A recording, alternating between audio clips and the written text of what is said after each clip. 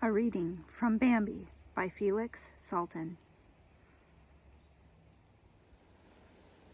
Chapter 8. The leaves were falling from the great oak at the meadow's edge. They were falling from all the trees.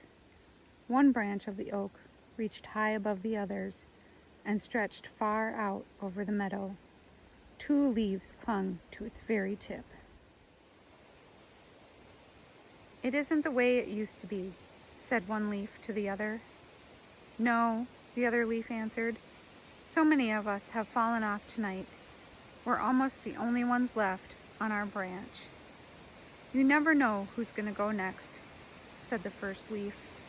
Even when it was warm and the sun shone, a storm or a cloudburst would come sometimes, and many leaves were torn off.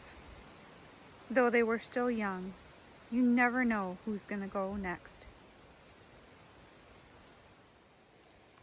"The sun seldom shines now," sighed the second leaf, "and when it does, it gives no warmth. We must have warmth again." "Can it be true?" said the first leaf. "Can it really be true that others come to take our places when we're gone, and after them still others, and more and more?" "Is it really true?" whispered the second leaf. "We can't even begin to imagine it. It's beyond our powers. It makes me very sad," added the first leaf. They were silent for a while. Then the first leaf said quietly to herself, "Why must we fall?"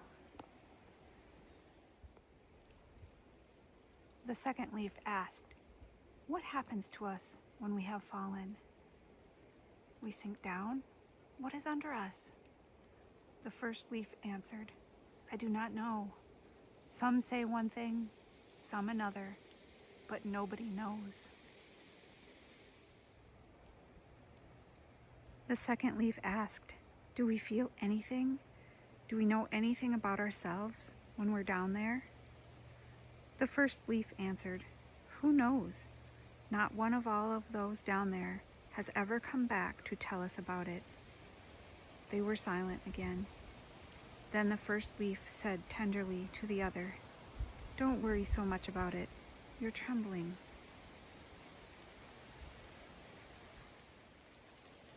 "That's nothing," the second leaf answered. "I tremble at the least thing now. I don't feel so sure of my hold as I used to." "Let's not talk any more about such things," said the first leaf. The other replied, "No, we'll let it be. But what else shall we talk about?" She was silent, but went on after a little while. "Which of us should go first?" "There's still plenty of time to worry about that," the other leaf assured her. "Let's remember how beautiful it was, how wonderful when the sun came out and shone so warmly we thought we would burst with life.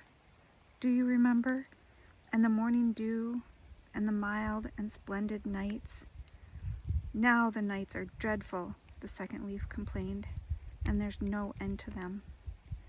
"We shouldn't complain," said the first leaf gently. "We've outlived many, many others." "Have I changed much?"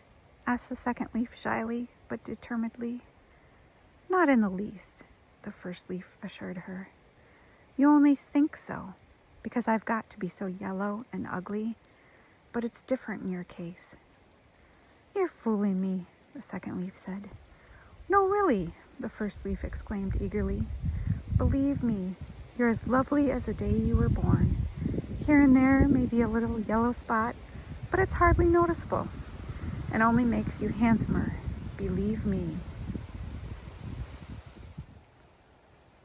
"Thanks," whispered the second leaf, quite touched. "I don't believe you, not altogether, but I thank you because you're so kind. You've always been so kind to me. I'm just beginning to understand how kind you are." "Hush," said the other leaf, and kept silent herself, for she was too troubled to speak any more. Then they were both silent. Hours passed.